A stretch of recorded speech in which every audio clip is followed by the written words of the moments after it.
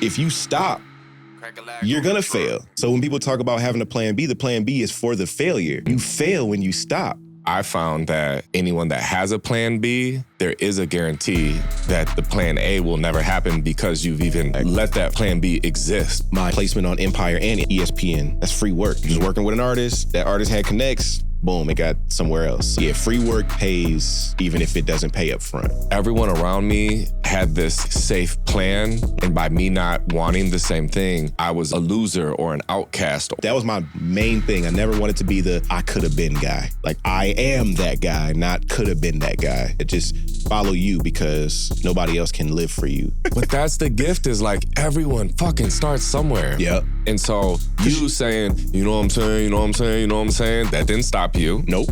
Me sitting there damn near giving myself a skin condition because I'm rubbing my hands so damn much.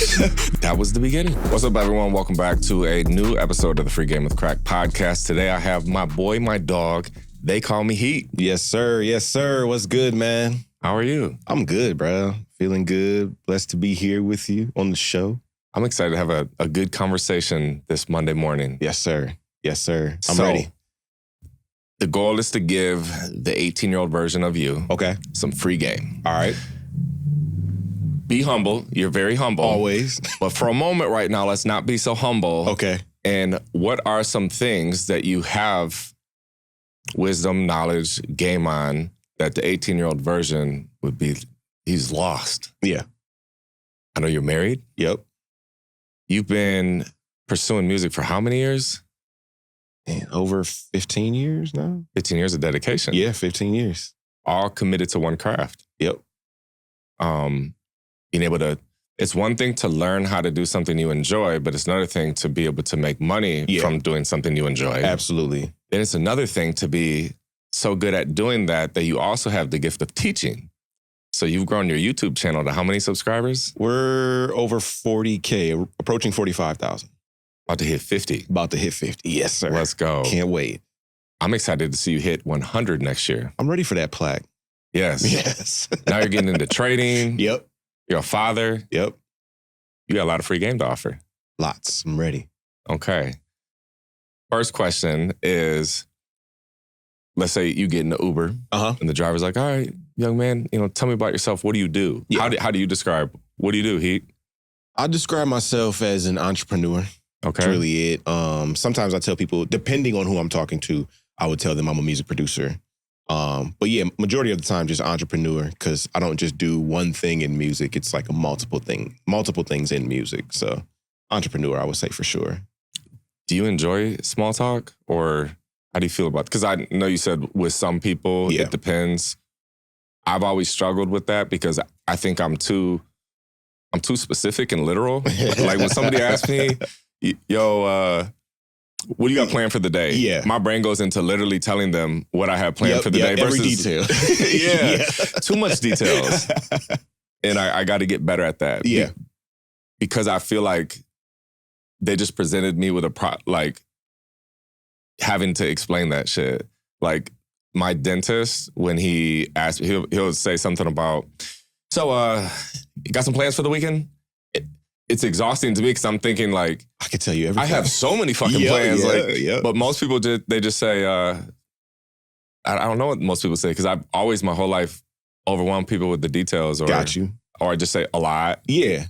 I mean, it's a comfort thing for me though, because it depends on who I'm talking to. Okay. Like you just said, like you want to do that because you're naturally that, like explain it, give it your all.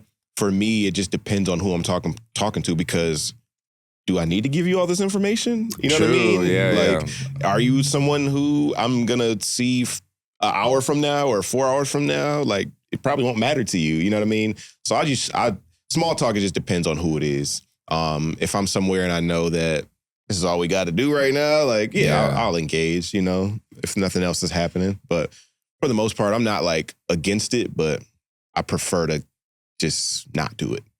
How important do you think it is, like with interacting with customers, it is to have good energy, good personality, and being good at small talk because you have that. Yeah, that's a big thing because a lot of people too, you have to always remember you might be that person's like release or like, For sure. way of like getting out whatever they're going through on the day. Like, so if they're talking to you and conversing with you or whatever, and conversing is probably not the right word, but talking to you just in general, like, yeah, they might want to have that conversation. It might make them feel good. So small talk might be the thing that they need in the moment, So yeah, it just depends. But when you're talking to customers, yeah, I'm always like, yeah, let's have this dialogue. Let's talk.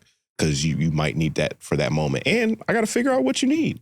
For sure. Got to be able to talk to you. Got to be able to have a full, conversation with you to understand you, So I press buttons. I press space bar and record all the time. So that's like a prize for artists. You know what I mean? So if they need that, I'm going to give it to them. Mm-hmm. Just going to probably give us a better product than what you thought you were going to get out of it anyway. So, yeah.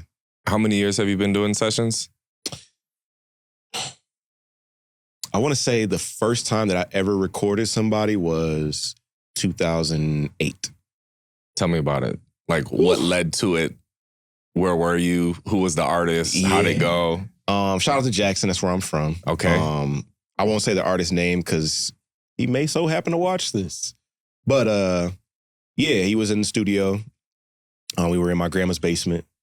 And I had my studio set up I was 18, I'm like, yeah, studio, like $15 an hour. I'm about to start recording. So the first artist I had in there, he actually popped some pills. I won't say the exact pills, but he popped some pills. Not Tylenol? Not Tylenol. He didn't have a headache? No, he did not. He was not sick. He was actually trying to feel good.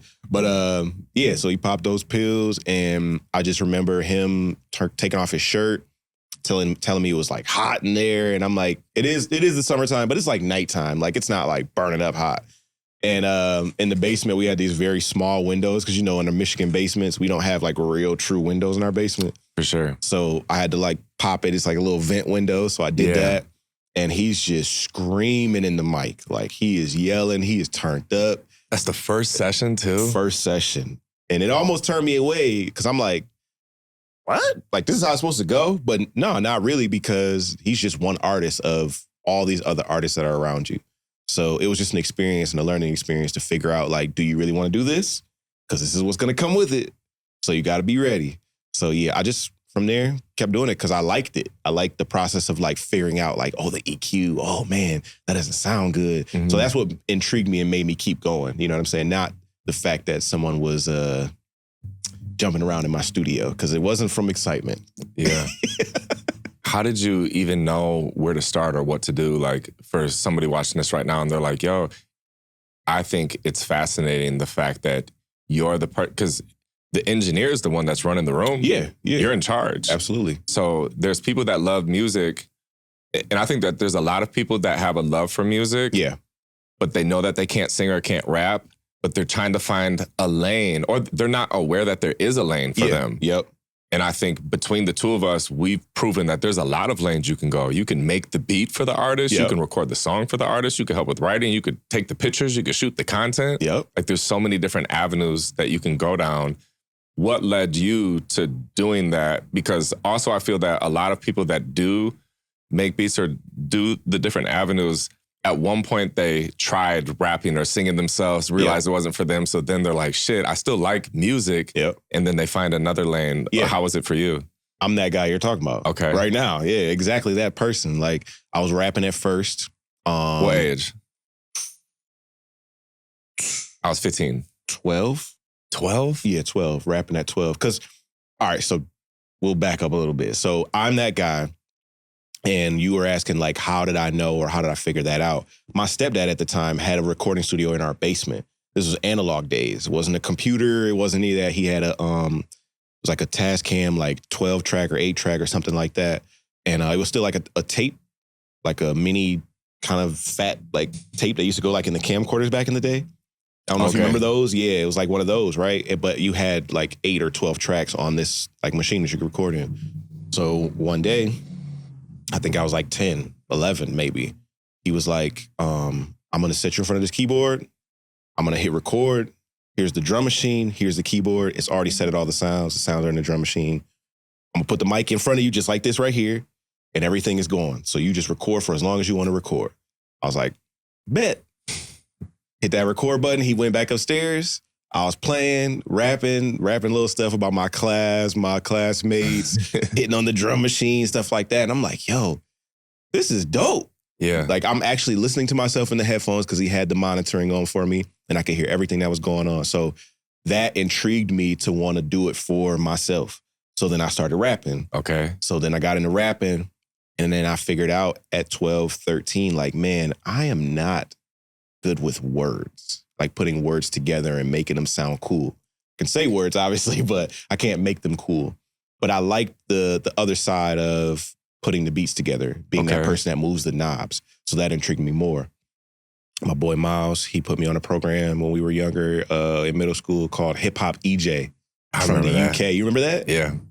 Oh, man. When he showed me that, like my whole world, it was like Christmas in the summertime. Because I was like, yo, I can make, this is what I can do. I can make beats just from this one program. Yeah. And watching my stepdad have a drum machine and all that and having to track it into a tape and all of that. And I'm like, yo, everything he's doing, I can do right here. He was like, yeah. I was like, oh, give me that. Burned the copy of it. And then I figured out that you could save your beats to a floppy disk. So as long as you got that disk and your floppy, you got your files and the program. So I was locked in. So from there, beats. So then you continued with beats, or like how often, like what was your consistency like at that age? Yeah. Because this is like what, junior high, going into high school? Yeah, yep. So I was in middle school, going into high school, using Hip Hop EJ that whole time. And then my stepdad's brother, he actually made music too, but he was younger. So I was able to connect with him. You know what I'm saying? My stepdad is kind of like, he's showing me, but he's not really, you know what I mean? You know, it's kind of like that dad thing, like, sit down, like, you know what I mean? Okay. Not that he was trying to shun me or anything, but it's just like, I'm the big dog, you know? Okay. So anyway, he showed me stuff, but his brother really showed me, and that's who introduced me into Fruity Loops. And then from there, when he showed me that I could have my own sounds and sequence it in this thing and all this other stuff, and I was like, yo, this is a whole different level than EJ. I can really get down and dirty. Like, I could go in and move my notes and all this stuff. So that right there was like, all right, I'm pursuing this. Yeah. So I think at 15, a few years later, that's when I was like, music is what I'm going to do for the rest of my life. I don't want to do anything else, just straight music, making beats. So yeah, that was kind of the consistency point for me. How long were you on the demo version of FL? I was for some years, bro. That was the early cracking days. Okay. So we had Kazaa at the time. Yeah. And we were downloading FL. So it was the full version of FL Studio 3 or Fruity Loops 3 at the time. And I had that for a long time. And I think until like version 5. And then I moved to 5. And then I just kept going from there. See, you started before me because I think the first FL that I started on was 5. Oh, okay. Okay. FL 5 was the first one I started. Crazy. And I just remember the demo version. Yep. And I wasn't exposed to like the cracked versions or nothing until I was maybe 18. Ooh. So from 15, 16, 17, I was taught, which is crazy because it taught me a good lesson. It taught me you make a beat and you finish it. Yep. Because in the demo, you can't save. Yep. So it's like if I make something, I have to, it taught me a good habit of you make the beat, you see it all the way through, you export everything, it's good to go. Granted, the beat sucked. But we all start it's early somewhere. Days, man. You know what I'm saying? You got to go through that trash time. I think that everybody wants to just jump ahead, but you got to be trash first. Let me ask you this. How many beats do you think that you made? And also, how many years to go from like, let's say, 1 through 10? 10 is like where you're at right now. Yeah. So level 1 is when you first started. Yep. Around how many beats and years was like level 1? Then how long did it take to get to like level 2, 3, 4? Like, how would you describe that progression? Man, my wife, she always talks about how I can like remember like years and stuff that happens in years. I don't know why it's like that, but I remember things in years. So 12, I'm trying to think of how old I was at 12, but 15, I know that was probably around like 2006, 2005. Yeah, 2005. So 5 to 8, I was just like mad trash, like trying to figure it out. Okay. I started learning about drum kits, started learning about plugins and all those things at that time within that span of 3 years. Were you also all over the place genre-wise at that time too? Or were you more drawn to a certain like type of beats? I would say I was on whatever was popping at the time. Okay. So same. like, so what, 2005 and 6, that was like the crunk era. Yeah. So that's when I was on the, exactly. So I was on the crunk run for that. 2008 is when I like felt like, okay, I'm hitting a new level. Like I'm starting to really figure this out. But that was also still the South, but it was like the futuristic kind of like sound, you know what I'm saying? So I went to that side. And then I want to say like 2009, 2010, that's when I really was like, you know what? I really love boom bap, 90s, East Coast hip hop. I'm gonna like, I think I want to follow that. And once I started doing that, I never like let that style, that sound go. I would still make the trap and all of that because that's what people wanted. Yeah. But deep inside, I really wanted to sample all the time and chop samples and dirty drums and all of that. So from, I want to say like, 2008 to about 2012 or 11, that's when I had another level of like, okay, I'm at a new level now and I'm starting to understand chords and, drum patterns and how to structure and all that stuff. So from 2012 to 2016-ish, that was another level of like. It's interesting too. It's also about 4 years. Yeah. Every 4 years, a level up. Exactly. A noticeable level up. Yeah, for sure. Yep. And then what was that? I was still kind of in the trap sound. And then it was 2016. So what we say? About 10 years ago. Yep. 2016 is when I was like, all right, I'm following strictly my style, like my sound. And that's when I started making tutorials on YouTube and stuff like that. But really more so focused on that boom bap sound because I felt like I was at a level of like, I've worked, I've done stuff, I've achieved things. People know who I am. So now it's time to really like hone in on you, like who you are, your style, your sound, and don't budge from that. So I say from 2016, that's kind of where I was like, all right, this is where I'm not moving sound wise. So yeah. And where are we at now? 2016 to like, at least I would say 2016 to now. Yeah, it's been definitely a level up. And there has been times where I felt like I've gotten better, but I feel like I've been more focused on being consistent, just building more so than trying to be worried about like my level and where I'm at. Just continuously building, just trying to build the name, the brand, and all of that. So yeah, let's say that's been my 10-year level Gotcha. up. Yeah. How was it getting like support when you first started? Like when you do you remember, let's say being single or meeting a female and then you're like, oh, I do music, or was there? It seems like there's a stigma of you tell somebody you do music, it's like, oh, cringe. Here we go. Yep. Did you deal with that? I didn't. I for sure did. I did it. I was mad confident in what I was doing and like my like music ability because of the things that I had already accomplished whenever I would like enter a situation. You know what I mean? Like my wife now, like when I met her, I actually invited her to my beat battle. My second beat battle. And she was able to see like where I'm at. Like it wasn't trash. It wasn't just a typical like, oh, he just makes beats. Like, no, like you literally are hearing everything. You know what I'm saying? Sound, you're seeing my energy on stage and all of that. So you can see that like I'm really interested in this. But yeah, in the past, my mom, stepdad, they didn't really support early on because they felt like school, you know what I'm saying? Focus on school, you know what I'm saying? Get out of school, go to college, go blah, blah, blah. But I'm like, that's not what I want to do though. Like, I don't really care about that. Even if it's music school, like I would do it, but I'm not really interested in it like that. I'd rather just kind of just figure it out. So yeah, I didn't really get like a lot of support early on, but moving forward as things started progressing and, you know, people around me started seeing stuff, they're like, okay, I understand now.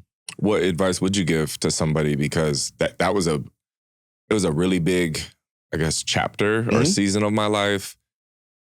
I would say like senior year and then the first 2 to 3 or 4 years out of high school, because at least where I was in my head, it seemed like everyone around me had this like safe plan. And by me not wanting the same thing, I was a loser or an outcast, or like you get those looks or those conversations on, you know, you go down the line, it's like, hey, you know, what is your plan? It's like, oh, I'm going to Michigan State and I'm studying business. It's like, okay, what about you? Well, I'm going to University of Michigan and I'm going to be a doctor. Okay, what about you? And it's just like, I want to be a rapper. It's like, oh yeah, stick in there, buddy. Yep. You know, like maybe you should still go to college and have a plan B and, you know, have a career. That's all I heard was plan B, B. Yeah.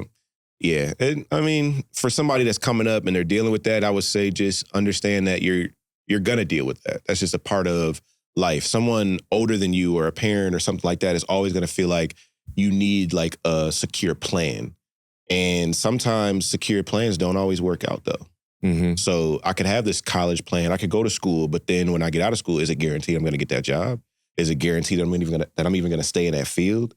So for me, follow you, what you want to do, because once those parents or those other people are gone, you still have to live that life and live with, dang, I didn't do that. I could have been this. And I never wanted, that was my main thing. I never wanted to be the I could have been guy. Yeah. Like I am that guy, not could have been that guy. So yeah, that's kind of what I would say to people that want to pursue it or they're young. Like, yeah, just follow you because nobody else can live for you. You know what I'm saying? You get that job, you go to school. Are they going to go to school and study for you?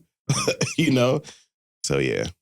Real quick, if you didn't know, I offer a very limited amount of one-on-one calls. Whether you're feeling stuck or you just want personal help, go to crackhousestudios.com/call. Talk to you soon. Back to the video. What I learned, how you said, even if you do go to school and do pursue that career, there's no guarantee that you will do that.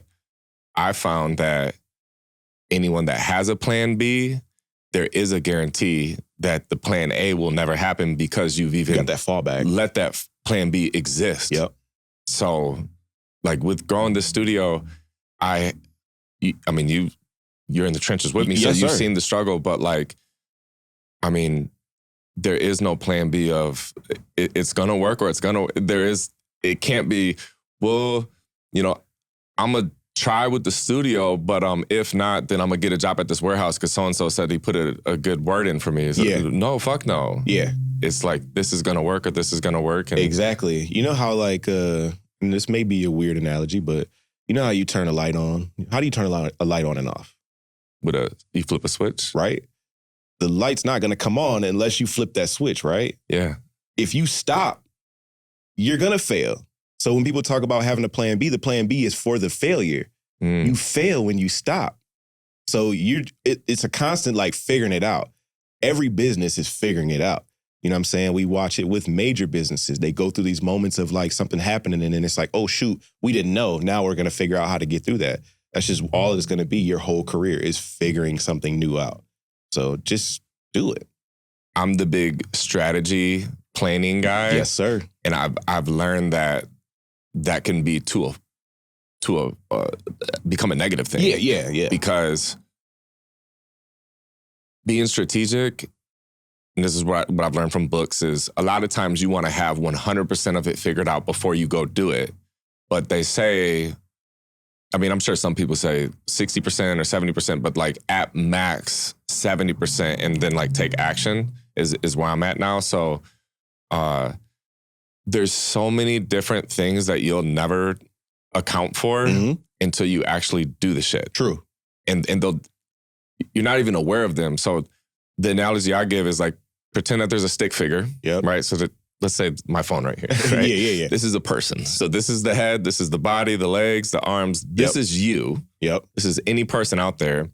And so pretend that there's a circle around the person, and this is all of the things that you are aware of. Yep. Then there's a circle a little bit around that. Yep. And these are all of the things that you're aware of that you're not aware of.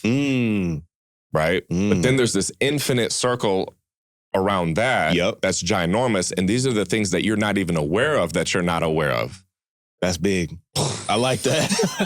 I like that. When I learned that, I'm like, yo, because if you think about it, you talk to somebody and they're aware of what the problem is. They'll be like, oh, I just got to get better at the marketing stuff. And it's like, there's 15 other things that you're not even aware of, that you're completely oblivious to, that you're not aware of. Yep.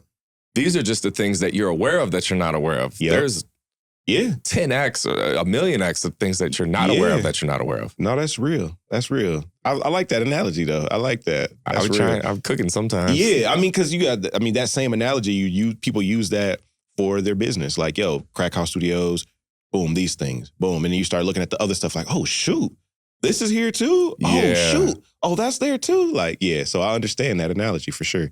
Yeah, so a lot of it is knowing enough to get started, and then you're going to figure out the rest as things unfold. Exactly. And so that's some wisdom for me. Like, if I was watching this episode 6 months ago, that would have been a big one for me. Yeah.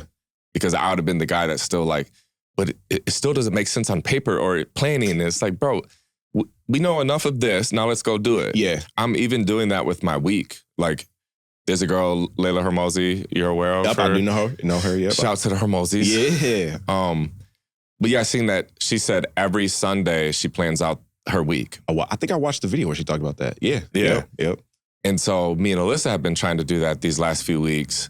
And then I noticed myself as we planned. So let's say it's Sunday, which we did this yesterday. Planned out Monday, planned out Tuesday, planned out Wednesday. And I was like, okay, that's enough. Like, I just want to focus on Monday because I'm sure that once I wake up Monday, there's going to be a few other things that like I become aware of that need to be added, and we can make time for them Thursday or Friday. But I don't want to plan the whole week out and not leave room for all of the shit that pops up. Exactly. Yeah. So another lesson of like, you can't plan the whole thing out. For sure. Yep. No, yeah, you just got to take your time. Take it day by day. You don't know what you don't know. You know what I mean? So like we were just talking about plan Bs and all that, just let it just keep sizzling or simmering in your growth. You know what I'm saying? Because that's all it's ever going to be every day is growth. Let's talk about some accomplishments. What was one of the first things that you achieved that made you feel like I have something here? Because I think a lot of people are interested in things and maybe have dabbled in certain areas, and they haven't had like a accomplishment here or there. But I do believe that like the small wins or the little accomplishment, it might be figuring out how to, I just remember my journey of learning how to make beats, and then they were terrible and not knowing how to mix them. And then like randomly after so many weeks, it was like I learned one small new thing on like, oh, you can send the sounds to this thing and adjust the different, and it was like this huge unlock that kept me addicted to chasing it and pursuing it. Yeah. So what were some of your early wins that like got you locked in? I think, funny story. My number one thing, or the first thing, was something that didn't actually happen for me. So when I was 18, I was supposed to come up here to LCC. Supposed to go to school, do the school thing, but it was for music. I was going to go to LCC for music or whatever. So music production, audio production, engineering kind of stuff. And then Sierra's tour DJ, the singer Sierra, her tour DJ, got in contact with me and was like, yo, because I was posting beats on SoundClick. Remember SoundClick? Yeah. So SoundClick was the thing. I was posting, I was consistent, beats every week, 2 to 3 beats a week. And he hit me up, was like, yo, I really love what you're doing. Like, I can't guarantee you anything. I can't sign you per se, but I want you to come out to Miami, come out here, rub some shoulders, play some beats, get in the studio. And I'm like, yo, bet. He's like, I got the flight. I'll take care of the flight. And I was like, cool. So supposed to go to that week, I was supposed to start school. I'm waiting to hear back. I'm like, I'm not going to school because this is about to happen. As soon as he say, yo, I got the ticket, I'm out, right? Never heard back. And I'm calling him, emailing him, texting. I'm like, dang, like, what's going on? I'm like, all right, I keep waiting. And finally, I think it was like a month later, he hit me back. Was like, yo, my bad. Like, all these things, blah, blah, blah, but I'm going to get you, woo, woo. So I'm still in my mind like, yo, this is going to happen. Like, you know what I'm saying? And this is early days. This is the first big thing that ever happened for me. So, of course, I'm all in. Like, this is it. But it never actually happened. But what it showed me is that it's possible that someone will hear you and, and want to do something with you. So what I did was I just kept going, and that's how I linked up. Well, I already knew Miles, but we linked back up on the music tip, and I was like, yo, if you're serious, I want to work with an artist and build an artist up. So let's work. Let's really put this work in. And then from there, we started building ourselves, building our sound, creating albums, like full-length albums, not like we putting this mixtape out, we just doing these few songs, we gonna do some videos. We made albums. So 20 songs, 21 songs, 15 songs, and they're all on streaming. Mm-hmm. But that helped build a name in our city for me and for him. Like he was already like popular. People already knew who he was in our city, but us connecting and building something that helped a lot. So that made me want to be like, oh shoot, like this is going good. I could do this for more people in my city and build them up. So, started connecting with other artists, and that's what kept me going and wanting to pursue work with other people. Got on MySpace, connected with PL, doing stuff for him. And then, just local stuff. And then that led to other achievements and stuff. But yeah, me not going to Miami and that not happening actually pushed me to want to like figure more out. Like, okay, can I work with more artists? Can I create a sound? Can I do something with? And that helped. So one thing we have in common is that online, like you said, the lesson you learned from it was, oh shit, somebody online discovered me. Yes. So if this happened once, this can happen again. Exactly. And it made you keep going. Yep. And my whole life, everyone, like we met through the internet. Malik, we met through the internet. Yep. My wife, we met through the internet. Like I believe the one thing that I give credit to out of any cool things that I've ever done in my entire life would always stem back to like the internet. Yep. 100%. Yep. And that was an unlock for me to know that I just remember being limited. I'm in Lansing. I'm reaching out. This is MySpace. Yep. So I'm looking up like top 100 rappers and then narrowing it down to Lansing. Yep. And then I'm just sending them messages like, hey man, my name is Crackalak. I live in Lansing. Yep. I make beats. And so I did learn one little small like marketing sales type thing. If you, and this was once I wrote people and I didn't get responses. And so then I thought, if I told them I already made beats for them and I just need their email to know where to send them. Yeah.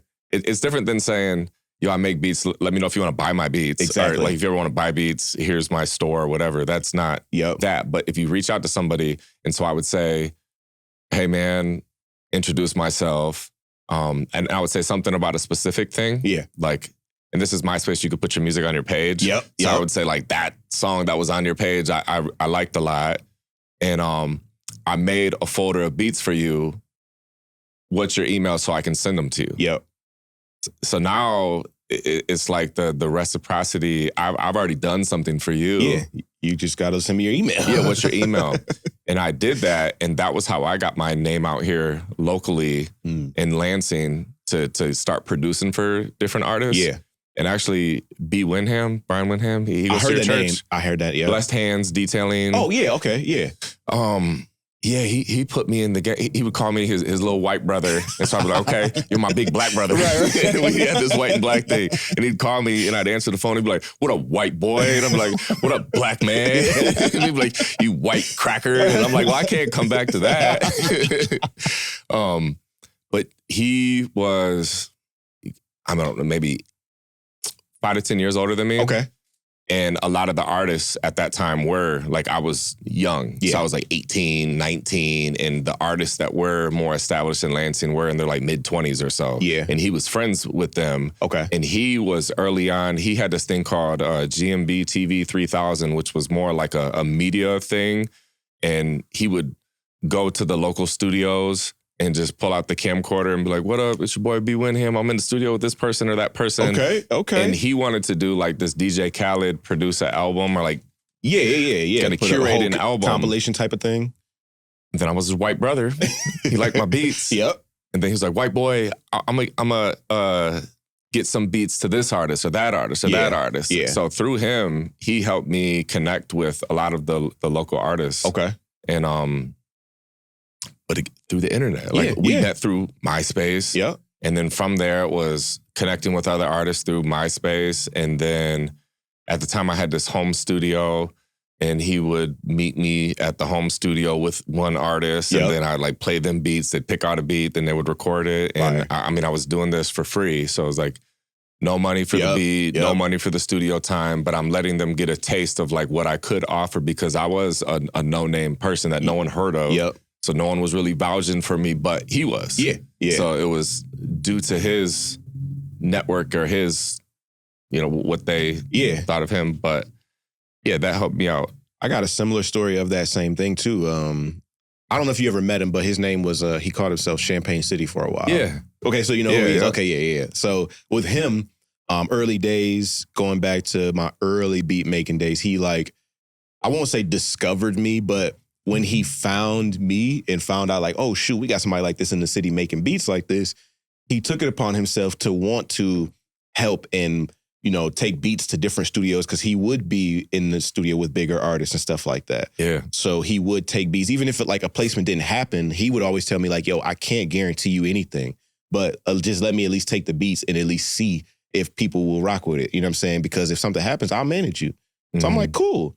So always he'd be like, yo, I'm in the studio. I remember one time he's like, yo, I'm in here with Waka Flocka. And I'm like, bet. So I sent some beats over. Nothing ever happened. But every time he would be somewhere, he like, yo, send me some beats because I'm here with so-and-so.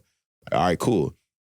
So nothing like in particular like popped off big time, but he was somebody that was like an older, you know what I'm saying, person for me, OG for me, that wanted to try to help and build me, you know what I'm saying, and expose me to a larger audience rather than, you know, just my local Jackson scene or whatever. And you were just speaking about doing stuff for free. I think that's just a part of the early days of building. You know what I'm saying? We come into this and we like, yo, nah, I need $50 for this beat. But it's like, yo, that you missing out on that $50 probably could have turned into $1,000, you know what I'm saying, later on at some point. We just never know. But yeah, you got to accept the free side and work for free, because that's just what's going to build that name and that brand up for you, especially early days. I'm not saying stay free, but, you know, build it up until people know, oh, that's that guy. And now it's like, okay, now I can charge because I got a nice little network of people that I can work with. What would be your plan? Let's say, you met my nephew, Armani? Yep. Let's say Armani, I think he just turned 17. So let's say Armani wanted to pursue the same route that you did. Armani wants to make beats. He wants to do sessions, record, mix and master the songs. And he wants to find a way to make a living doing that. What advice would you give him, or what roadmap, or what would you lay out for him? And let's say right now he's dabbling with beat making, so he's not very, so he does need to learn how to make better beats. Right. He's recorded a few songs maybe on BandLab, but he's not familiar with maybe Pro Tools, so he does need to learn recording or mixing. Yeah, like what would you... Advice for somebody like that, I would just say, honestly, man, since he's young, he's got to have a job. So since you got that job, invest that money into, you know, a laptop. I'm not saying don't go for the powerhouse yet, but at least go for a good laptop. Go for an interface. What budget for a laptop? Would you ever get a used one from maybe like a pawn shop? I would do used. Yeah, go used. You can do refurbished, used at a pawn shop, like you said. I would say budget-wise, early starting off, man, it's hard these days. I'm going to say about $600 to $700. Okay. Yes. I was going to say $500 to $1,000. Yeah, $600 to $700, because you'll still be able to get like an i7, good amount of RAM, enough to be able to run, let's say, 7 plugins at a time. Okay. You know what I mean? All right. So boom, even if somebody's working at like fast food or minimum wage, within their first month of having a job, as long as you're living at home and you don't have like expenses, your first month of working, boom, now you got the laptop. Exactly. Okay. What next? Next, you're going to need an interface and a mic.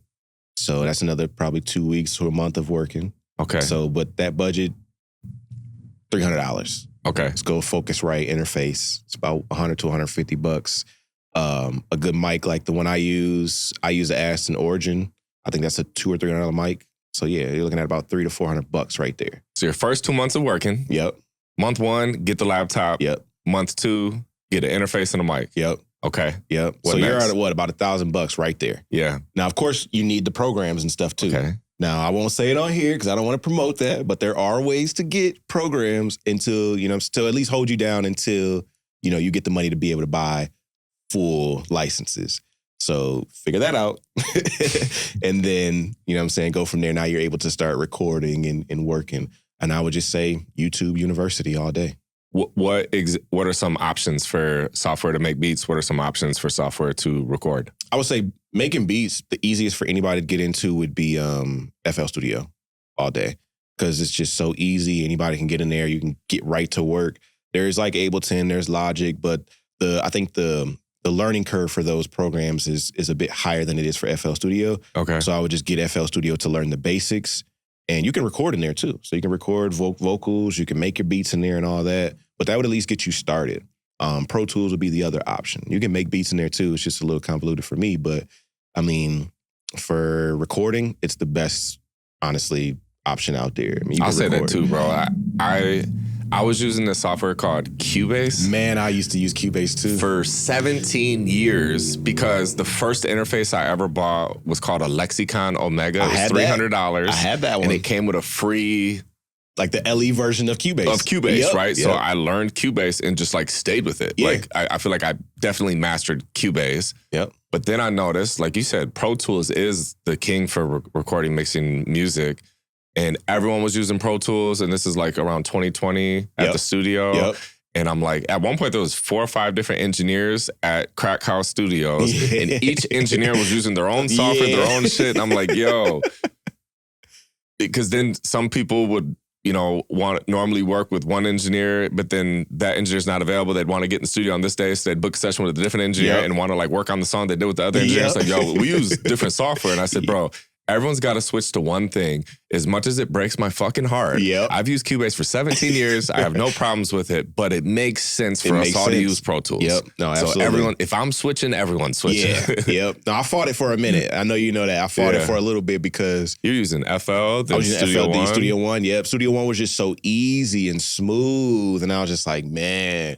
And I hadn't used Pro Tools since 2015. Yeah. And I think we made the switch, back in 2022, 23 maybe? Yeah. So yeah. Probably 23. Yeah. So almost 10 years of not using Pro Tools, and then I got to jump back. So, but it is a program that every studio has. Mm-hmm. It's the industry standard. So yeah, I mean, some studios do use Logic. Some studios do use Cubase or Nuendo. I've seen like in movie production, they use Nuendo a lot. But yeah, so... Yeah, Pro Tools is just the one to go to. And, you know, just for a new beginner, FL Studio or Pro Tools, find one and just stick to it for a while. Learn the basics. Learn how to learn the hotkey for record. Learn the hotkey for, you know, your cuts and your fades. And learn all those hotkeys, because that's really like what's going to make you faster in a program. Mm-hmm. You can know how to use compression and know how to use all those things. But while somebody's recording, you're like, oh, hold on, let me find the cut button. Like, no, just learn the hotkeys. Mm-hmm. That's it. You're going to be great no matter what program you use. Okay, so Armani, he's got the laptop, he's got the interface, he's got the mic, he got FL Studio, he's making beats, and then now let's say he's on Pro Tools, he's recording songs. Mm-hmm. Do you think this is like he's 6 months in now? Or at what point does he start thinking about, I got to grow my brand too, because once my beats are good, no one knows who I am. Mm-hmm.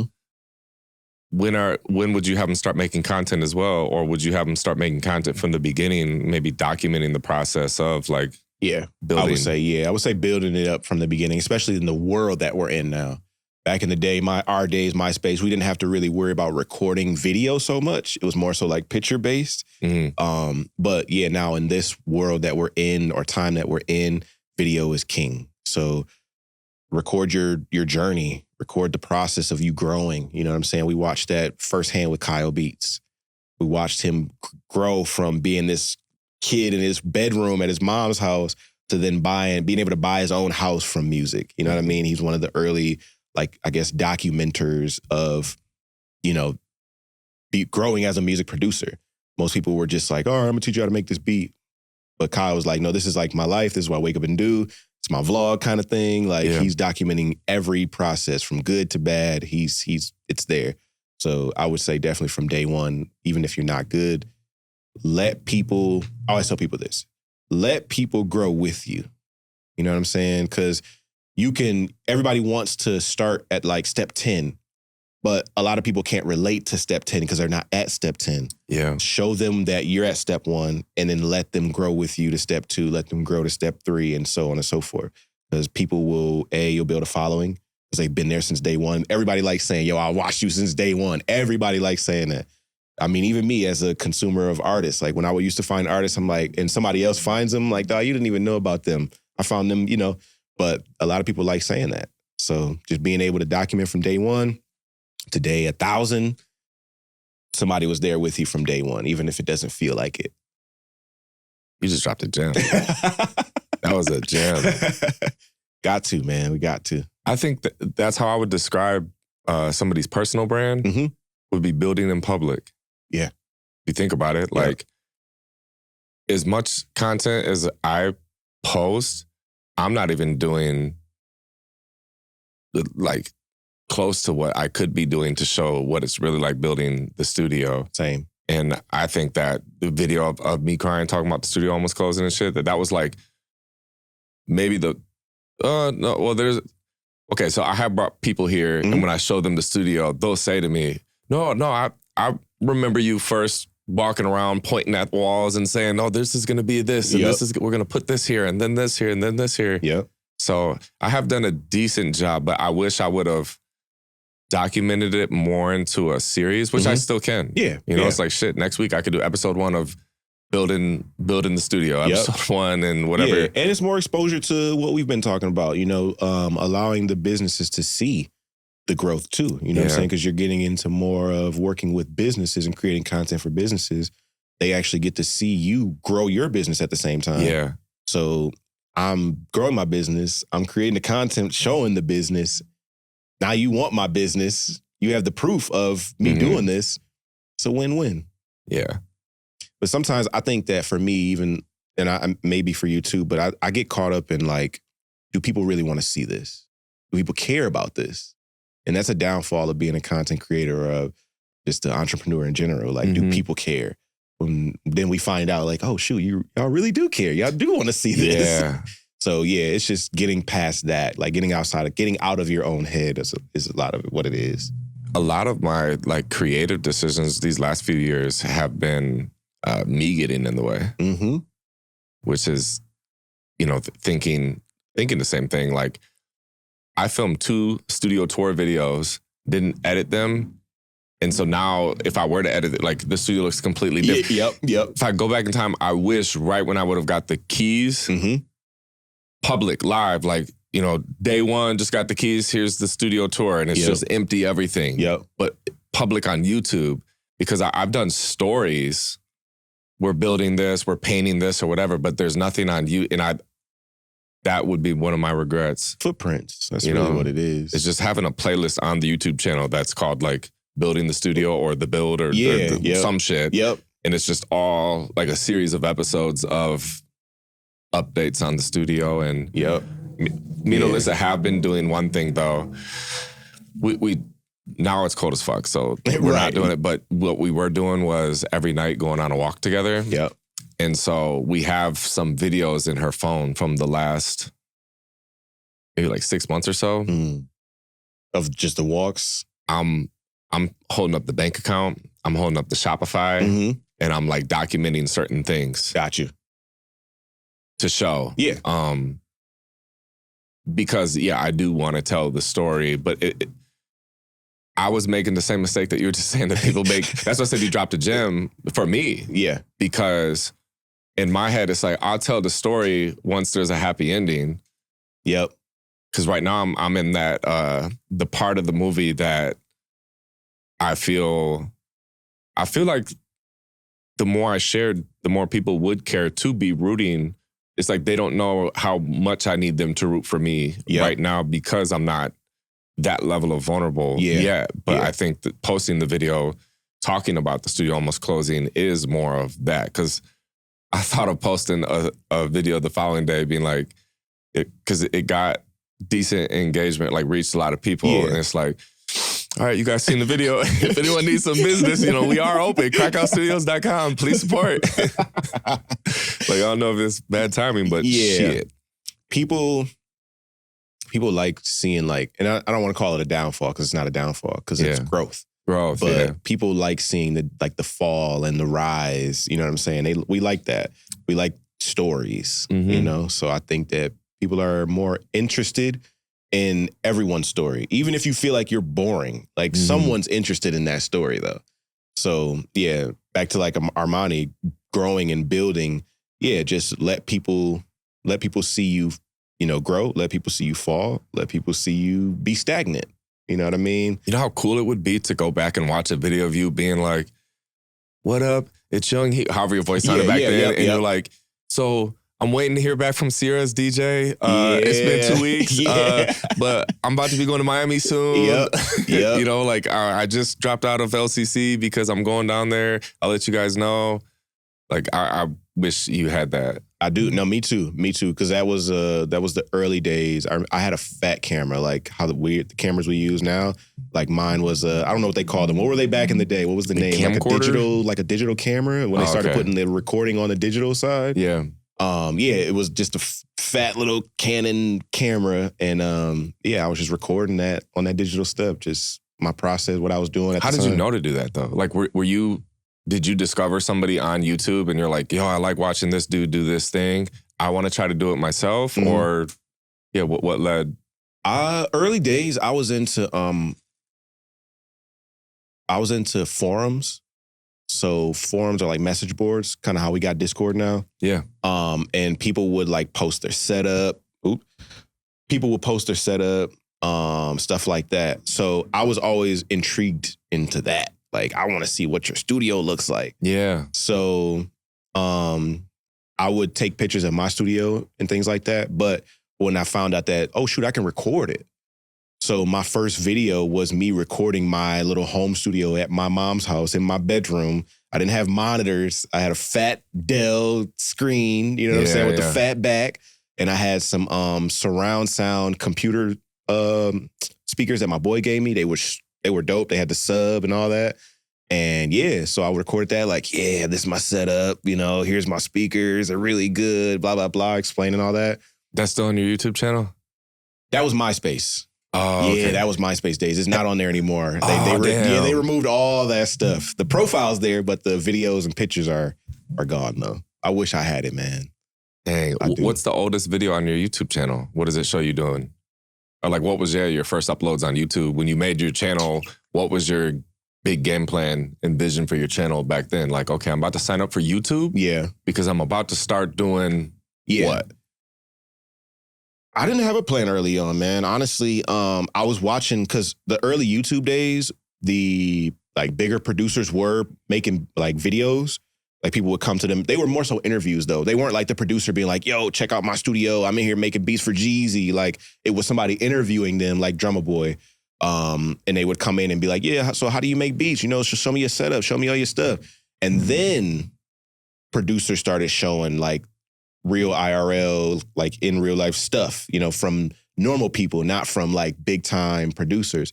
And that was the point when I was like, yo, I could do that. And I think that was 2009, maybe 2010. Yeah. So one of my first videos was me, my homeboy, rest in peace, his name is Jason. He passed during COVID. But he was like one of the first, him and Miles were like the first rappers that I was working with, trying to build somebody. Mm-hmm. And I remember him being like, yo, I'm gonna bring the camera to your house and we're gonna record you making a beat. And I was like, all right, bet. So we did that and it went crazy. I think I had like 13,000 views and that was 2009. So from there, I was like, yo, I'm about to keep doing this. So it was really my boy that inspired me to like wanna like, you know, keep going, making content and like showing the beat making process. So yeah, that I would say 2009 and my friend inspired me to do that. Would you say that you were decent on camera, bad on camera? Like how was your personality when it was like, yo, Heat, say what's up to the people. Yeah. How were you? Trash. Okay. Normal, like, you know what I'm saying, man. You know what I'm saying? This is what, you know what I'm saying? I'm doing this, you know what I'm saying? It was a lot of that. But I was able to get through it though. You know what I'm saying? It wasn't like, was no gap of me just like not being able to speak. Like I was still able to, so I'm gonna do the kick, I'm gonna do the snare. I did these drums like this, you know. But yeah, it was very like, I'm gonna call it hood. Yeah. Me too, bro. What's crazy is, so me and Alyssa have been together for 9 years. Mm-hmm. And just going back, watching some of these stories, like they're in our like Facebook memories. Yeah. And this is like 6 years ago, 7 years ago. I swear to God, I did a story and I'm driving. Yeah. And I wanted to give her props for like helping with Maya so I could go shoot a music video. Yep. But I was like, and I just want to give a special thank you to my girl. Because you allow me to do what I do, and you're at home with Maya, so I can go be great. So and cringe. I loved it. She was like, "You used to talk like that." I'm like, "You were attracted to me." Yes, I was the love of your life talking like that. Yep, which is fucking crazy. Mad cringe, man. And this was my shit too. Yes. So I just remember being in the studio, and I'm like, "Oh fuck, they're talking." Yep. Yeah, man, what up? It's your boy, Ahmad. He's I know who you're talking about. Yep. Ahmad the God now, but at the time it was Ahmad, Mr. Northern Dope. But when they started coming to the studio, he was the first person that I was around that actually pulled out a camera and started doing YouTube stuff. So shout out to Ahmad. But I remember he'd be in the studio, you know, and he would show love to everyone in the room. Yeah. And at some point, I knew it was coming. Yep. It'd be, Crack, say what's up to the people. And I would just sit, I could feel it. Like I'd be dreading it. I could almost start sweating and my heart's going like this. Yep. And then he's talking and I could tell he's coming to an end. Yep. And then he's like, yo, come over here and get my boy Crack-a-lack. I'm like, oh, here it goes. Crack, say what's up to the people. And I would just be very like, what's up, it's Crack-a-lack. Yep. 517, shout out to Ahmad. We're in the studio. Trying to be so cool. And then they're like, you know, he would try to, you know, tell the people what you're working on. Yeah. A lot. Everything. Like, you know, yeah, what do you got in the books? I got this with Jay-Z. Yeah. I got this with this person. Yeah. But it was just this. Yep. It's like, bro, what are you doing? Like, so nervous. Yeah. But that's the gift, is like everyone fucking starts somewhere. Yep. And so you saying, you know what I'm saying, you know what I'm saying, you know what I'm saying, that didn't stop you. Nope. Me sitting there damn near giving myself a skin condition because I'm rubbing my hands so damn much. The Birdman hand rub before the Birdman hand rub. Yes. Yeah. That was the beginning. That's the beginning. No, that's how it started. I mean, you can go to my channel now. Like, you can hit videos, hit oldest, and it will show you. And you will see the way I was talking, like, well, my new channel back then, I think I was talking about my first, like, official video was my Empire placement. That was, like, my like, start. Actually, no. I'm sorry, not Empire. It was Tuki Carter. Tuki Carter was Wiz Khalifa's tattoo artist. So I had connected with him because I forgot what he said or what he was doing or whatever, but he was on Twitter days and he was saying like, yo, I need some beats. I'm like, oh shit, this is a step to get to the big dog. And he discovered you where? Twitter. Internet. Yep, exactly. Let's go. Okay. Exactly, yep. So I sent him some beats, and funny thing is, Wiz Khalifa's producer, Sledrin, is from Jackson. Michigan? Yes. What? Yeah. Yep, he graduated from high school, Jackson High, and went back home to Pittsburgh because I think that's where he's originally from. So he moved out to Pittsburgh. Is he older than us, younger? I think Sledrin is probably, he might be same age as us. So like, was he in your grade? No. He might be a few years older than us, yeah. But yeah, because he wasn't at school when I was at school. Or maybe I just didn't know him at the time of who he was. But yeah, so anyway, Tuki he put the email up, and I'm like, bet, this is a connect to Wiz. So sent him some beats. He worked, did some shit, put it out. One day I look on hotnewhiphop.com, front page, Tuki Carter. Forgot what the song was called. Fuck. But anyway, hit play. My beat starts playing. I'm like, oh shit. Like, yo, this is crazy. This was 2014. Yeah. And yeah, from there, I think the next year, I made a video talking about it. I'm like, okay, YouTube, we about to start talking about this shit. So that's like my first video. And on there, I'm a little timid, but I pushed through though. Yeah. Quality was trash, you know what I mean? But I pushed through. So it's just starting and just doing it, you know what I mean? And then like 2009, going back just a little bit, I did make some videos where I was this was the time of like making a certain person's type beat. Yeah. So I was doing that at that time, like making a Manny Fresh type beat. So I had my MacBook on the table, and then it was aiming at where my studio was in our living room when I was staying with my boy Pat or Miles. And just recorded that audio just coming from the room, like no OBS to pick up the computer audio. Like the MacBook is literally picking up everything. So yeah, it's all out there. It's all documented. I'm not hiding it. You can go search it, go look it up. It's all out there. And you got, what was the highest subscriber count with just using your phone? I think I got to 10K, maybe 15K. But yeah, 10K for sure, just using straight phone. iPhone 6. Talk about it. Yep. And then iPhone 6 for like I said, yeah, from basically 0 to 10K. And then 10K, I went to the iPhone 8. And then kept using the iPhone 8. Yep. And then at what point did you switch to a camera? Because right now there's somebody that's watching this that's waiting to start until they get a camera. Yeah, that's the worst thing to do. Why? Especially now, because the camera's like damn near as good as a what do you call these cameras again? What's the name for it? Like good ass fucking Sony cameras. Right. A mirrorless camera is what I got. So a phone is damn near good as these $1,000 cameras, mirrorless cameras, whatever you have. You don't really need that camera when you're starting off. That's a vanity thing. You know, people want to just say I got this $1,000 camera, but if you're not a Craigalac or a Malik and you don't know how to like set this up and what white balance and all this stuff is, if you don't know how to do that, stick to your phone.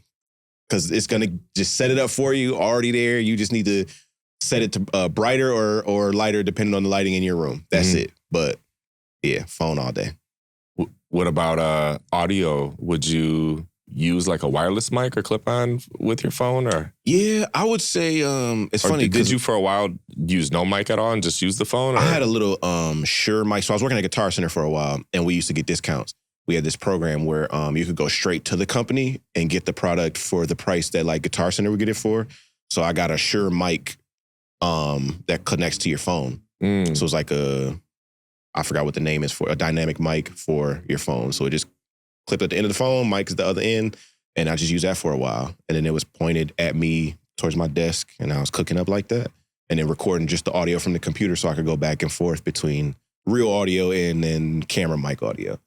Yep. So I would just invest into either a mic that goes to on your phone, or now you can get a fucking wireless mic from TikTok Shop for like $20 now. So it's affordable now. So there's no reason not to start now. Amen. You know? Amen. Okay, so back to Armani. Yep. He's been making beats. Let's say now he's pretty good at making beats. Now what? Like no one knows that he exists. Yep. He doesn't have a following. Like how does he get his beats to artists? How does he start attracting some people his way to get some motion? That's what he needs. I think a lot of people watching this that are interested in producing or maybe making some beats, everyone can benefit from some more motion. For sure. So what would you say are different things that people could do or different ways to create some motion? Yeah. The best motion is content, of course, obviously, but... What type of content? Give some examples, some practical shit. There's so many. Okay, I'm going to name a few off. So for somebody that's starting off, producer that's starting off, and you don't have any motion at all, I would say 3 types of videos you should post every week. You could be every day or it could be every week. Okay. You need to do one showing you how you make your beat.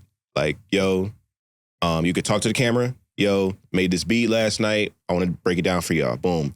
Made this melody. Started with this melody. Okay. Did the drums like this. Okay, cool. Boom. That's one video. The next video could be you breaking down the beat, not talking. So it could be the beat playing in the background and it's like building up and you're doing all the stuff on camera, but just the normal regular beat is playing. Okay. So that's the second piece of content. So you could do different angles. You could put the camera here. You could put the camera here. You could put it behind you. You know, just finding different angles, but then chopping it together to make sure that, you know, I was doing the kicks at this angle. I was doing the snare at this angle. I was playing the keys at this angle.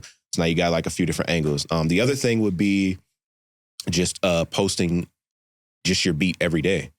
You know what I'm saying? It could be... So the work. Yeah. Share the work. Exactly. The product or... Yep. So it could be a cover art, beat in the background, and then that's just your third piece that you could definitely, use every day or every week. Don't have to be necessarily every day. It could be 2 times a week, 3 times a week, but at least once, at least once a week.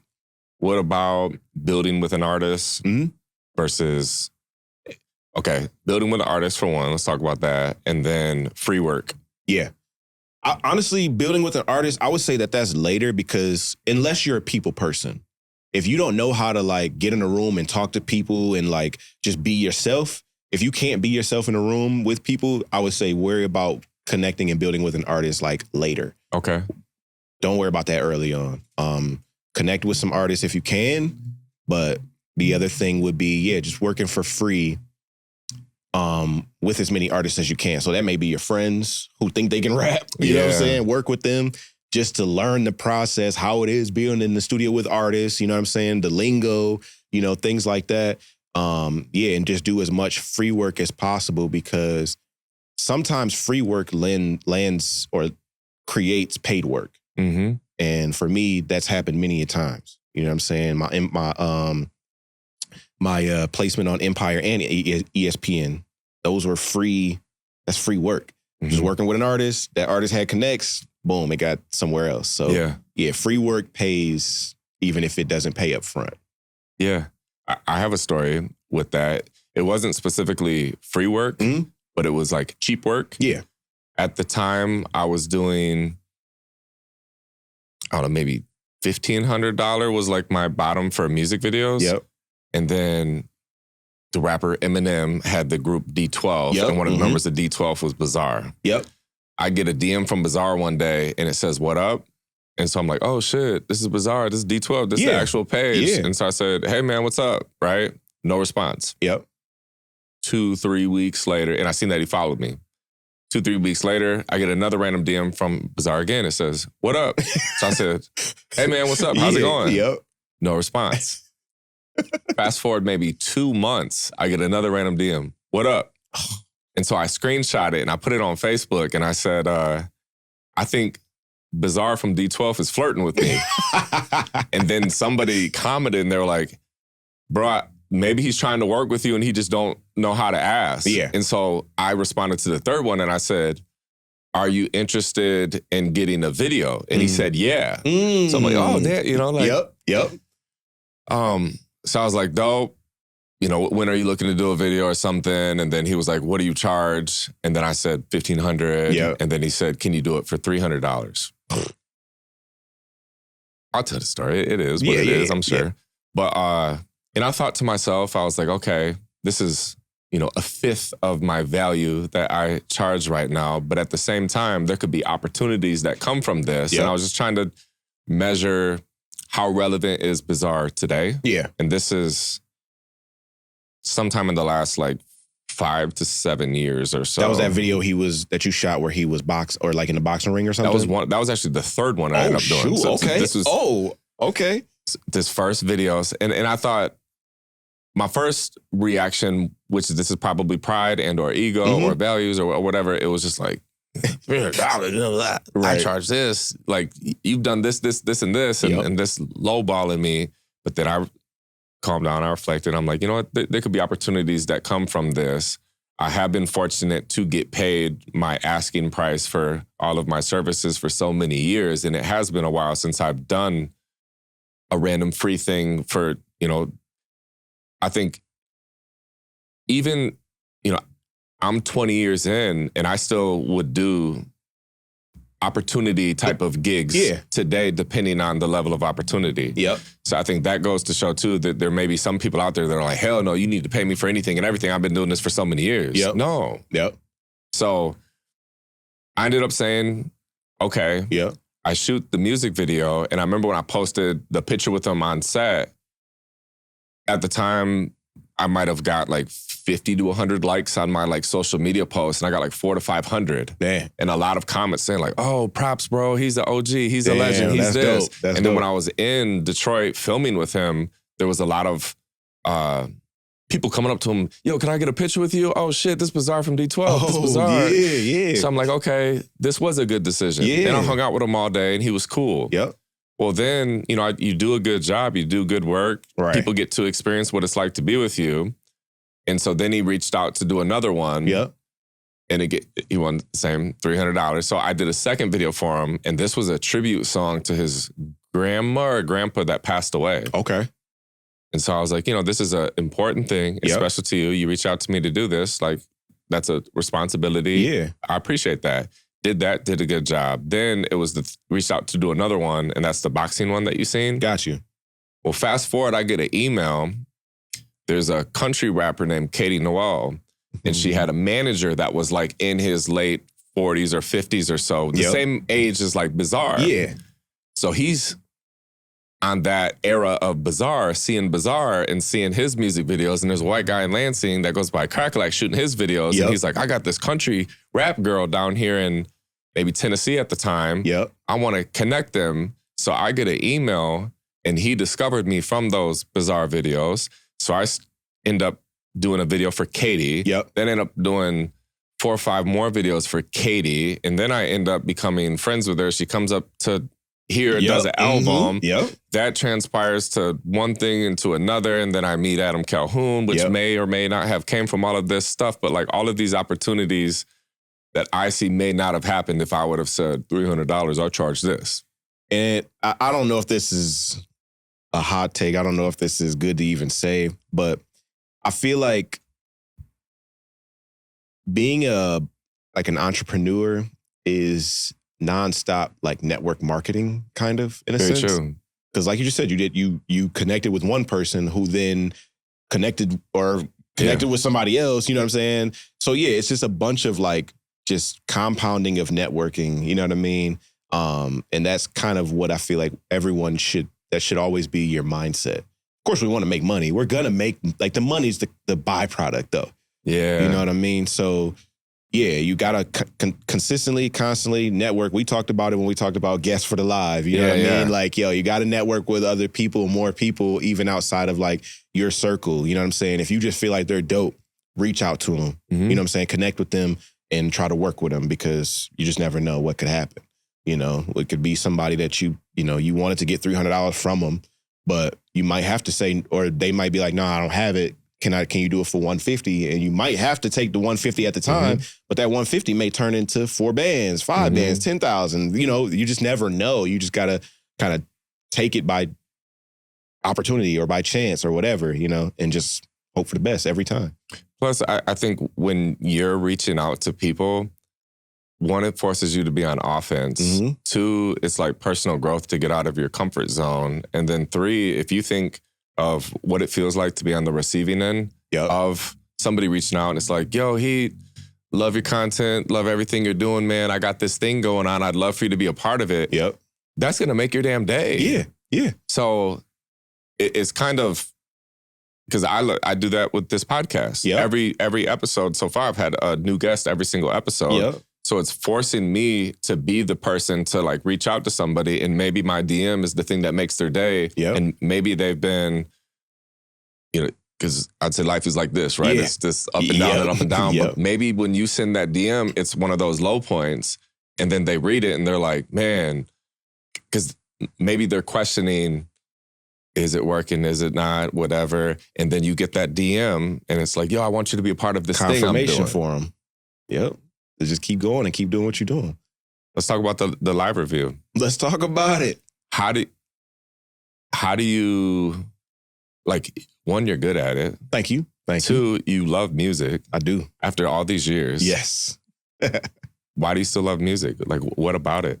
Man, it's like, I've never done this in my life, but like, I could only imagine what people who dig for like gold or who dig for, what's the shit they go into mines for? What are they going to coal mine? But they're digging for diamonds. Yeah. Diamonds. You know what I'm saying? I can only imagine that thrill that they get when they like are searching, like, yo, we're almost there. Like, it's there. It's here. It's there. I feel like that's how music is. Like, I could hear or be listening to music and I just hear something that it might inspire me. And not necessarily to go into the studio and create right now, but like, dang, like, that's something fresh. That's something new to show me like, okay, now you have something to put in the back of your brain. So when you're creating, you also have something else to pull from. Yeah. So that's why I love music so much. It's just like a file cabinet of just audio that is always in your brain. You know what I'm saying? That you can be like, yo, I want to cook up. I'm pulling from that. You know what I'm saying? Or just unconsciously that you don't know when you're creating music, you're pulling from something, you know? So I just love music. I just love music. I remember my mom tells this story all the time. Like I used to be at the stores when we would go to like Meyer or something like that. Mm-hmm. You know, back in the day, they used to have the section. They still have the TVs and the surround section, but back then they had a stereo section where it was just nothing but stereos. Mm-hmm. She said I would have a tape in my pocket in every store we would go to. I tell her I'm like, I'll be back or whatever. She'd be like, all right. And she knew where to find me because there's stereos in here. I know he got a tape in his pocket. But what I was doing and didn't know that I was doing is I was actually like learning about audio and like how it works in a sense. I would put the tape in different stereos and listen to how the audio was coming out differently. I would turn the bass boost on and see how this bass boost was on this stereo versus this stereo. Like it was real technical stuff that I didn't know that I was intrigued in. You know what I'm saying? I didn't know that that's what engineering is. Yeah. You know, messing with the EQ on the stereo and trying to make sure, because, you know, when you buy a stereo, most of the time it's flat. So you got to set the highs and the mids and the lows and all that. So I was doing that at a young age. So that, like, knowing that is like, oh shit, I think you were destined to be in music some type of way. Yeah. And it's funny because I'm an engineer, I'm a producer. So yeah, I just love music. See, I'm fascinated with tying in things that you didn't know meant to intertwine, like skill stacking. Yeah. Yep. And then combining them for this like hybrid monster thing. It's like in, what was it? Power Rangers. Yeah. They all get in the big thing. And they morph. Yep. Yeah. Yep. So your beat making skills, your audio engineering skills, your decades of just listening and appreciating and understanding and developing your taste when it comes to music. Yep. Then your personality and then content creation skills. Yep. Like if you mesh all of those, that's a live music review show. Yep. Because in order to do that, the person's got to have personality. Yep. They got to know what they're talking about. You have that. Then they got to understand the beats, the engineering. Yep. And then, like it's creating content. Like that's, I love it. Yeah, no, for sure. I feel like we don't know, but when we were younger, we did a lot of things that pushed us towards what we do now. You know what I'm saying? So yeah, like I said, even with like the tape situation, going to the store, listening to different things, like that set me up to understand like engineering. Oh, this is what engineers do. Mm-hmm. So it's dope. What are, I guess, these next, say, 3 to 5 years? What are some of the things, or do you like to plan out that far in advance? Or are you more of a shorter term or longer term? I'm short term, and I probably shouldn't say this, but I don't know. My mind may change in a couple of years, a couple of months. I don't know. But long-term goals feel too far away from me. I agree. You know what I mean? I Like agree. you can say like, yeah, in 10 years, I want to get here. But you gotta understand, 10 years is a long time. 5 years 3 years is a long time. Yeah. You know how many days you have to focus to get a 3-year plan in play? So for me, it's kind of like maybe 6 months, maybe 3 months. You know what I mean? And I'm more so into compounding. So like if I'm going to do something small, that's going to compound and over time and become something bigger. So yeah, I'm not going to say I'm against long-term goals, but I think I prefer more short-term goals because I'm going to just say it. I'm an instant gratification person. I need to change my ways, but I like instant gratification. I'm going to be someone in your corner that's working on that. Yeah. So like, but if I can see the smaller goals happen fast, you know what I'm saying? Yeah. I'm more happy because I can see something happening right now versus being like, all right, this is going to help you in 10 years. Like, no, like what's helping me for next week? Okay. Well, what are some of the things that come to mind that you're excited about in the near future? Even outside of music. Things I'm excited about. I'm going to say, man, obviously we're here growing the studio.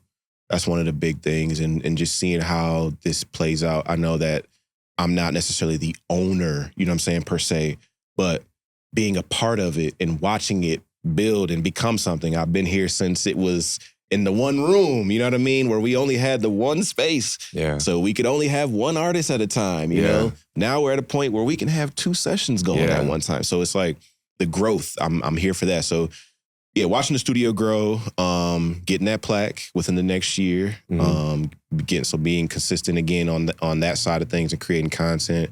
And then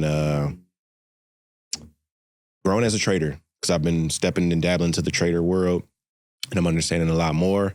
So yeah, just becoming at least a 5-figure earner from that within the next year. I say, you know, you can be a millionaire and all that, but gotta hit level 1 first, you know what I mean? So 5-figure earner from trading in the next year, but six-figure earner in the next 1 to 2 years from music.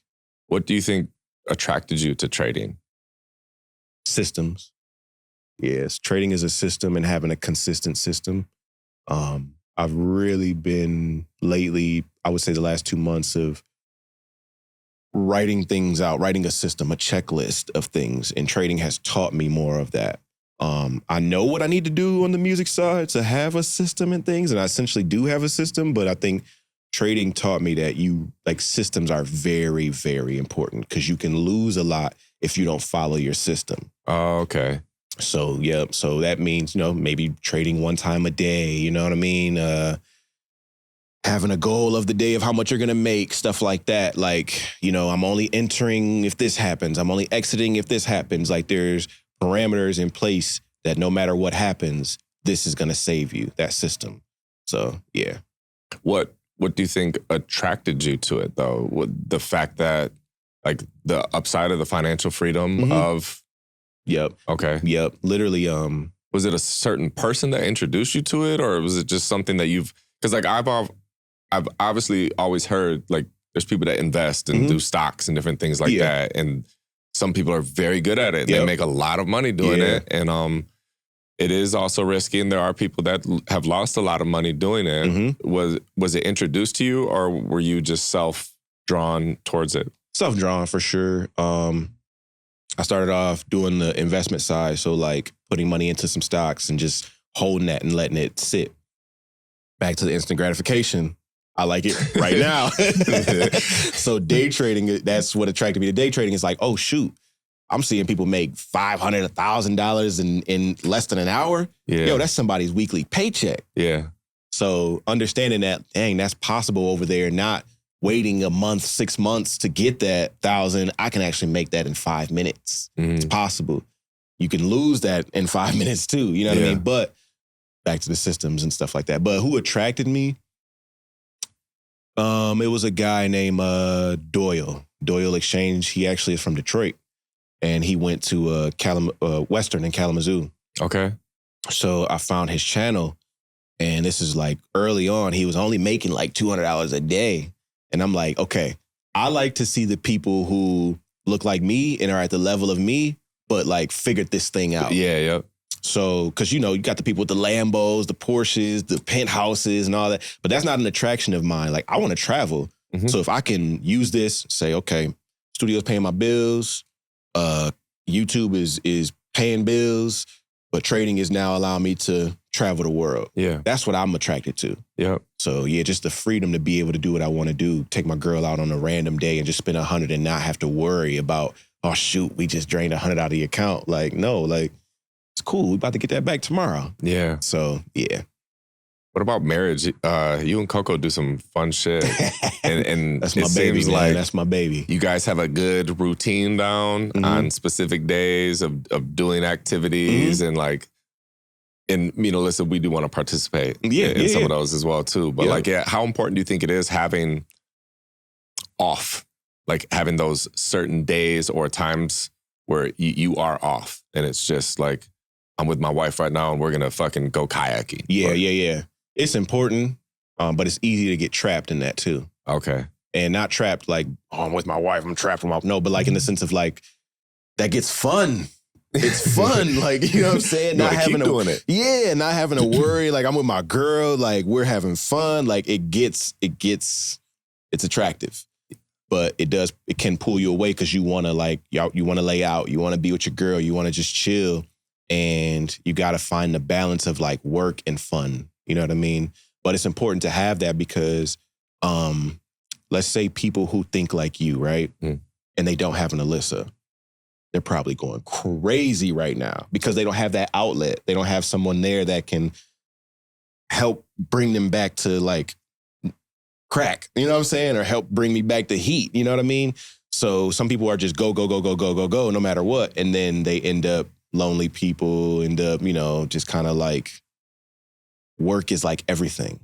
So it's good having somebody who can cut that out for you, turn that off for you. You know what I mean? I believe in the Bible it says, man without a wife is incomplete. Like a wife completes men. Mm-hmm, mm-hmm. So what type of dynamic do you guys have as in your role, you're more strong in this area, her role, she's more strong in this area. And so there's that contrast.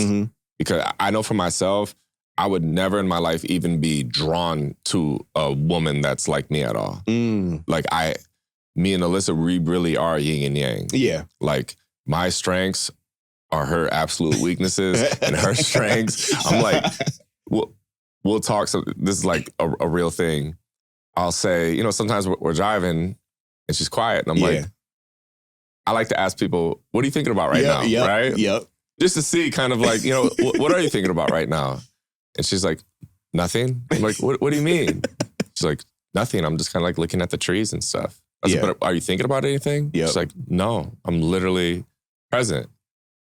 It's like, what are you thinking about? And I was like, email marketing, the website, the studio. And I said, this is in real time. The podcast, the microphone, the light right there, the camera, the tripod, the little switch thing on the tripod, 137, a meeting, the lights here, construction, bills, rent, utilities, water.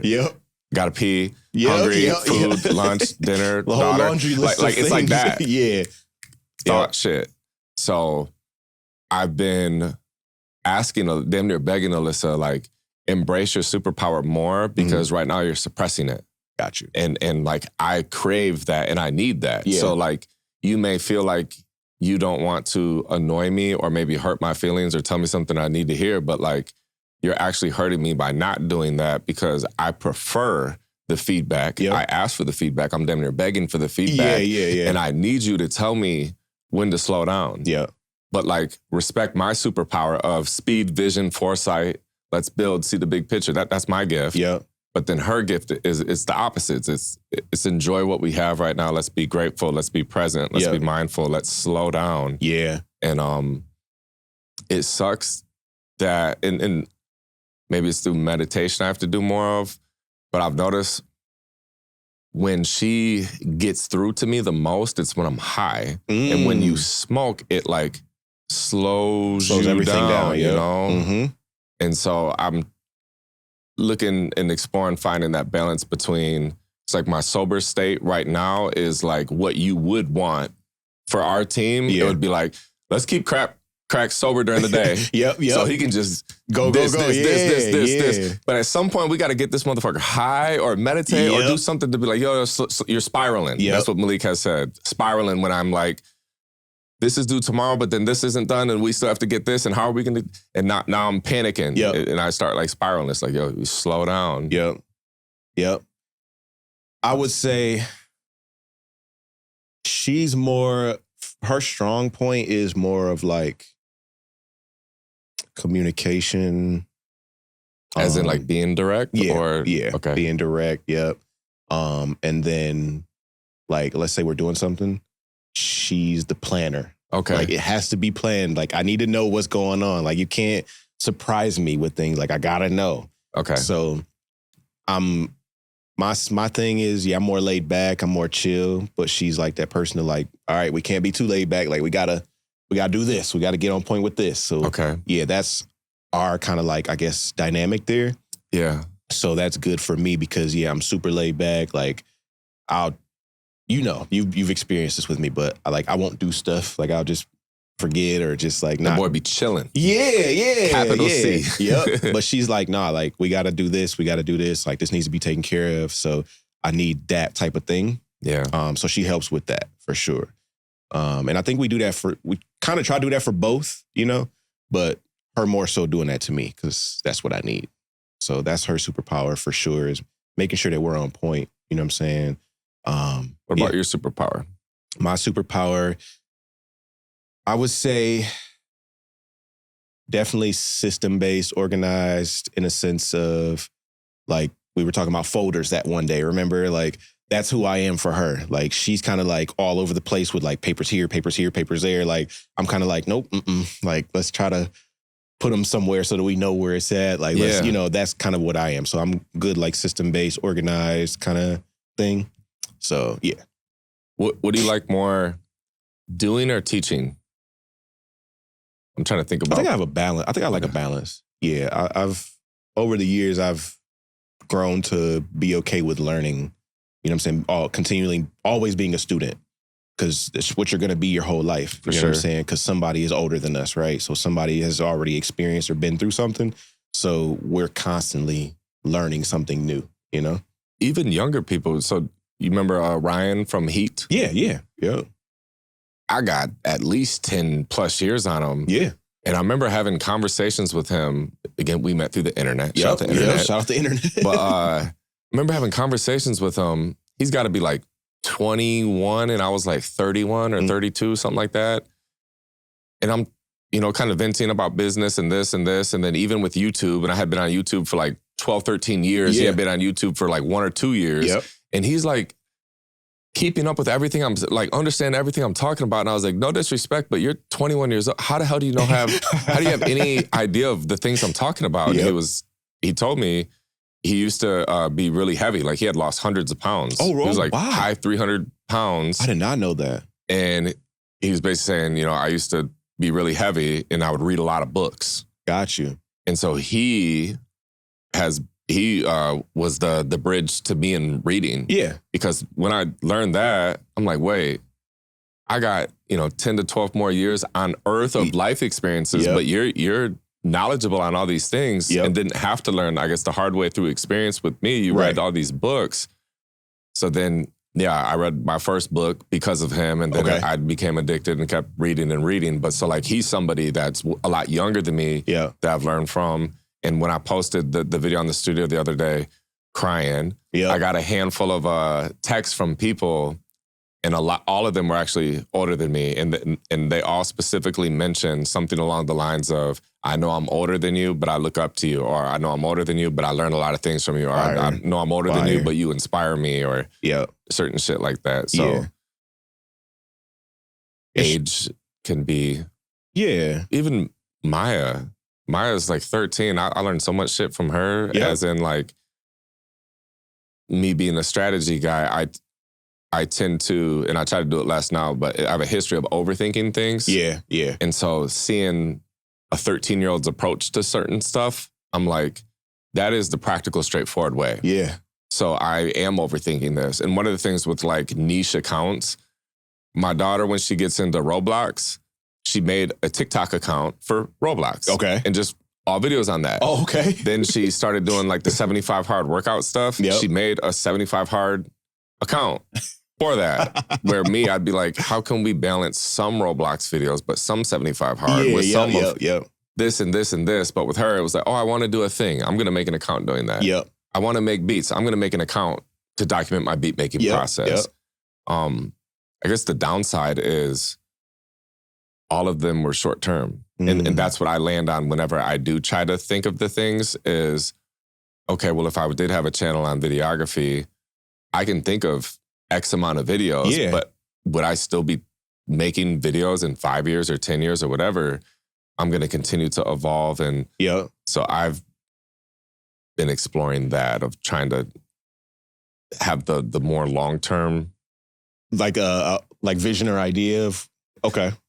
Yeah, to where it's like my YouTube channel, when I first made it, I was a rapper. Yeah. So it's all like, this is why I'm making music. I need a place to put it on YouTube. Here, I made the channel. Then it was like, oh shit, I started making beats.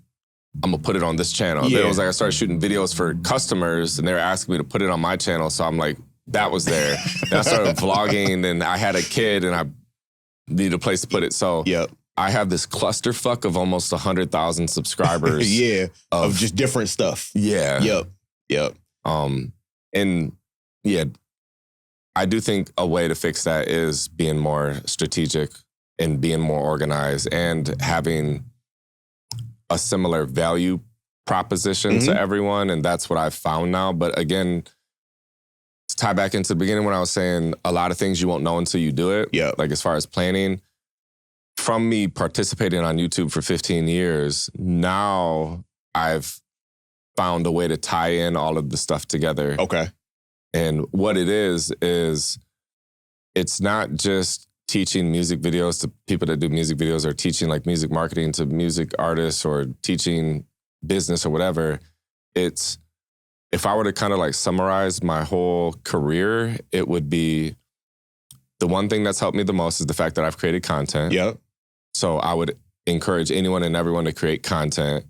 And then although my specific thing has been music videos or studio time or beats or like CD duplication or marketing stuff, it's a skill. Yeah. And I think everyone's goal is for their skills to pay the bills. Yeah. So like I do have specific creative skills on podcasting or filming or audio or whatever, but regardless, it's you have a thing that you're interested in and you want to find a way to make money doing it. And for 99% of people, if I was sitting down helping them do it, content strategy would be the first thing that I'd be going towards. It's okay, you do hair? Okay, so what's the different type of content you can do promoting you do the hair?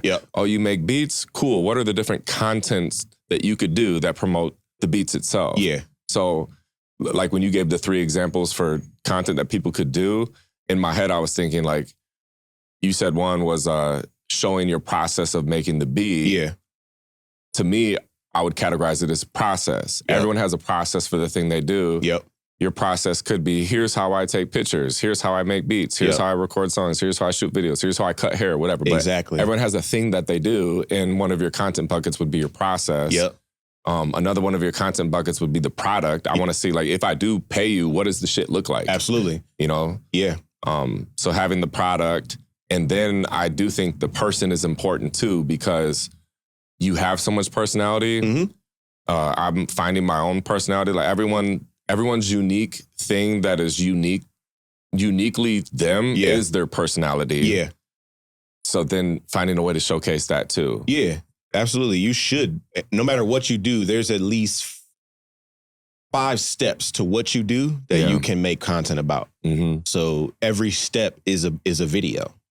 So like you were saying, if you do hair, how to braid hair, video 1 is how to prepare the hair for braiding. You know what I mean? If you make beats, okay, how do I lay the drums for the beat? You know, the best way to do East Coast drums, the best way to do boom bap drums. You know what I'm saying? There's all the steps. You can break the process down into steps, and there's a new video for your, you know what I'm saying? So I was going to say, just for like people that are starting out, don't be afraid to, content is always like I don't want to say taboo thing because it's not taboo, but you know how people are like afraid of this, like to like jump. I don't know what the term would be for it. Maybe intimidating? Content is intimidating because people think that content includes me talking to the camera. Content isn't just you talking to the camera. Content is you just showing something. If you record, somebody makes a video about our wedding rings. They weren't talking. They were just showing you how the ring looks, what it looks like, what you're gonna get when you buy this ring. So that's content. It doesn't always have to be you being like, it's me in the studio. This is me. This is my beat. Nah, just make a beat. Don't say nothing. You know what I'm saying? But just show the process, show the steps. That's really it. So it could be less intimidating when you remove the talking aspect from it. It goes back to what we were saying earlier, like documenting the process, building in public. That is more of what I'm going to do as well too, especially now to keep up with the demand of content.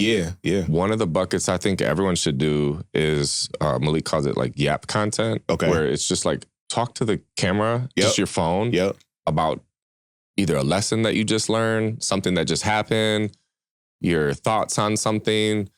I was giving advice to an artist here the other day that shares a lot of Wallow from $1 Million Worth of Game. And he shares a lot of his stuff, and he might add like a sentence to it and be like, this is what I'll be trying to tell people, something. But I was telling him, instead of just sharing what everyone else is saying in their content, watch the video and think to yourself, how would you reword this to your friend that you're about to run into?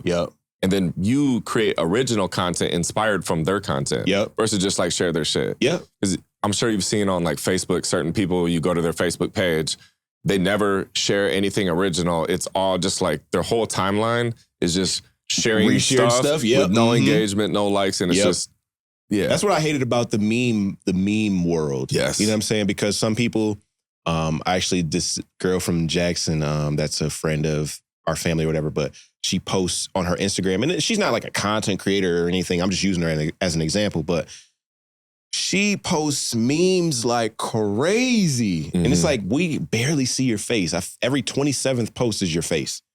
But all of the rest of them are like some meme that you found on the internet. Yeah. And again, I know she's not trying to be a content creator, but people do that. And I hate that because it's like, yo, we can't see you. We just see a bunch of repurposed stuff. Mm-hmm. And it's like, all right. Like, I don't even want to, I'm just going to unfollow you because I don't want to see that. You know what I mean? If you're just going to repurpose stuff consistently and it's not original, it's not you, I don't want to see it. I have a present for you. Oh, shoot. For me, it's not Black Friday. It's not Christmas yet.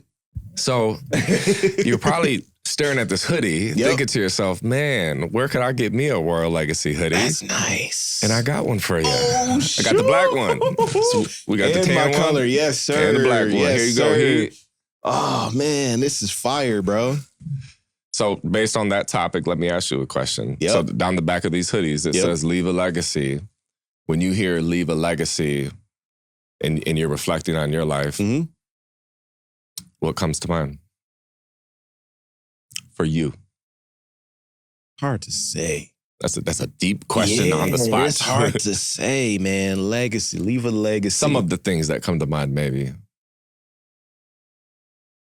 I don't know how to answer. I'm gonna just throw words out that just come to my mind first, but accomplished. Humble. Humbling, humble, humbled. Shit, you know? I want to say drive in a sense, you know? That would be part of my legacy because, I didn't quit. I didn't stop when I felt like this is whack and ain't going nowhere. Nothing's happening. Nobody's looking at me. Nobody sees me.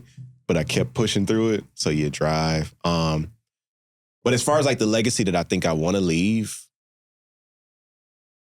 just that he was a dope guy. He was cool. Dope. Yeah, just dope. One word for Heat would be dope. Yeah, because, obviously, like, we can say what we want our legacy to be, but life kind of creates that for us in a sense, right? Just to get a little somber real quick. So just recently, my son lost his cousin. That's like his dog, and he was only 18. Damn. Supposed to go to college and play football. So his legacy would be football, right? Yeah. Stripped from him in the blink of an eye from a car accident. Unfortunate. But like I said, life will kind of stop that for you in a sense. You know what I'm saying? So my thing is, obviously you want to leave a legacy, but just be the best version of you that you can be no matter what. Because that'll be the best legacy that you can leave. You know what I'm saying?